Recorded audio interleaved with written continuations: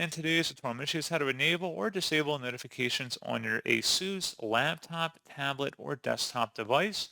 So this should hopefully be a pretty straightforward process here, guys. And without further ado, let's go ahead and jump straight into it. So all you have to do is open up your start menu and search for settings. Best result, you go back to settings. Go ahead and open that up.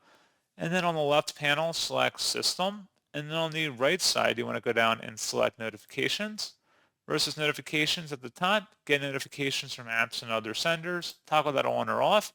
And you can also customize it on an app-to-app level by just scrolling down, and you can adjust it for any particular apps that may be particularly troublesome.